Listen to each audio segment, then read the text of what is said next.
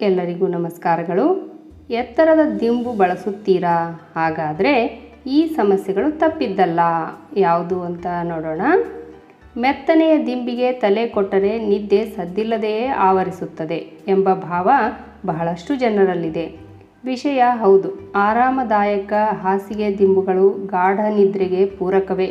ಮುಖ್ಯವಾಗಿ ಕುತ್ತಿಗೆ ಮತ್ತು ಬೆನ್ನಿಗೆ ಸುಖ ನೀಡುವಂಥ ದಿಂಬು ಮಾತ್ರವೇ ಚೆನ್ನಾಗಿ ನಿದ್ದೆಯನ್ನು ನೀಡಬಲ್ಲದು. ಆದರೆ ದಿಂಬುಗಳೇನು ಶಾಶ್ವತವಾಗಿ ಇರುವಂತೆ ಸಿದ್ಧಗೊಂಡವಲ್ಲ. ಹೊಸದರಲ್ಲಿ ಸುಖ ನೀಡುತ್ತಿದ್ದ ಮೆತ್ತೆಗಳು ಕೆಲ ಕಾಲದ ನಂತರ ಗಂಟು ಗಂಟಾಗಿ ಮಲಗಿದವರ ಮೈಗೆ ಒತ್ತಲಾರಂಭಿಸುತ್ತವೆ.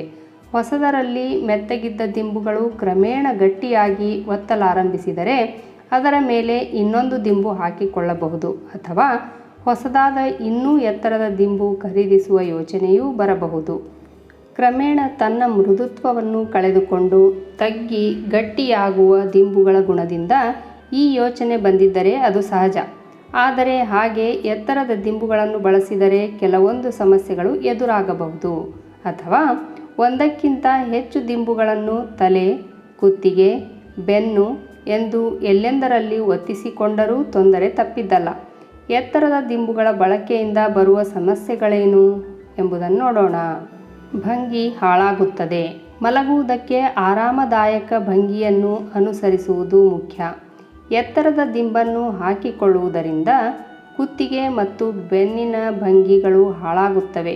ತೀರಾ ಎತ್ತರದ ದಿಂಬುಗಳು ಬೆನ್ನು ಹುರಿಯನ್ನು ಅತಿಯಾಗಿ ಬಾಗಿಸಿ ಕುತ್ತಿಗೆಯ ಮೇಲಿನ ಒತ್ತಡವನ್ನು ಹೆಚ್ಚಿಸುತ್ತವೆ. ಇದರಿಂದಾಗಿ ಭುಜ, ಕುತ್ತಿಗೆ, ಬೆನ್ನಿನ ಮೇಲ್ಭಾಗಗಳಲ್ಲಿ ನೋವು, ಒತ್ತಡ ಮತ್ತು ಕಿರಿಕಿರಿಯನ್ನು ಉಂಟುಮಾಡುತ್ತದೆ.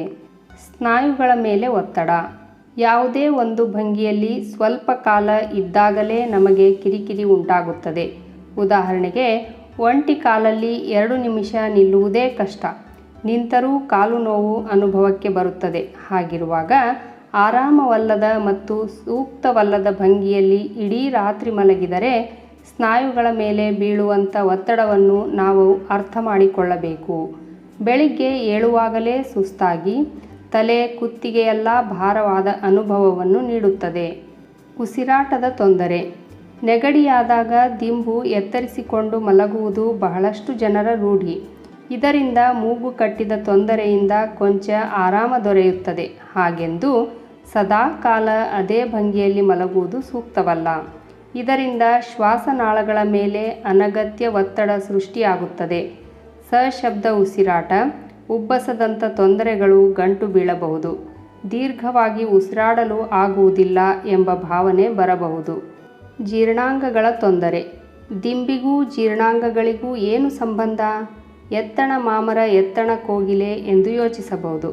ತಲೆ, ಕುತ್ತಿಗೆಯ ಭಾಗಗಳು ಒಂದೇ ಪಂಕ್ತಿಯಲ್ಲಿ ಸರಿಯಾಗಿ ಜೋಡಿಸಿಕೊಂಡು ಇರದಿದ್ದರೆ ಎದೆಯುರಿ, ಹುಳಿತೇಗಿನಂಥ ತೊಂದರೆಗಳಿಗೆ ದಾರಿ ಮಾಡಬಹುದು. ಅದರಲ್ಲೂ ಊಟ ಆದ ತಕ್ಷಣ ಹೀಗೆ ಕುತ್ತಿಗೆ, ತಲೆಗಳನ್ನು ಎತ್ತರಿಸಿ ಮಲಗಿಕೊಳ್ಳುವುದು ಸರಿಯಲ್ಲ. ರಕ್ತ ಪರಿಚಲನೆಗೆ ಅಡಚಣೆ. ಭುಜ, ತೋಳು ಮತ್ತು ಬೆನ್ನಿನ ಮೇಲ್ಭಾಗಗಳಲ್ಲಿ ರಕ್ತ ಪರಿಚಲನೆ ಸರಾಗವಾಗಿ ಆಗುವುದಕ್ಕೆ ಎತ್ತರದ ದಿಂಬುಗಳು ಅಡಚಣೆ ಮಾಡುತ್ತವೆ. ಇದರಿಂದ ತೋಳು, ಬೆರಳುಗಳಲ್ಲಿ ಚುಚ್ಚಿದ ಅನುಭವ, ಮರಗಟ್ಟಿದಂತಾಗುವುದು, ಜೋಮು ಹಿಡಿಯುವುದು ಸಾಮಾನ್ಯ. ಆದರೆ ದೀರ್ಘಕಾಲದವರೆಗೆ ಇದೇ ಭಂಗಿಯಲ್ಲಿ ಮಲಗುವುದನ್ನು ರೂಢಿಸಿಕೊಂಡರೆ ನರ ಸಂಬಂಧಿ ತೊಂದರೆಗಳು ಕಾಣಬಹುದು. ತಲೆನೋವು. ಬೆಳಿಗ್ಗೆ ಏಳುತ್ತಿದ್ದಂತೆಯೇ ತಲೆನೋವಿನ ಅನುಭವವೇ? ಕುತ್ತಿಗೆ, ಭುಜವೆಲ್ಲ ನೋಯುತ್ತಿರುವ ಇಲ್ಲವೇ ಮರಗಟ್ಟಿದ ಹಾಗಿದೆಯೇ?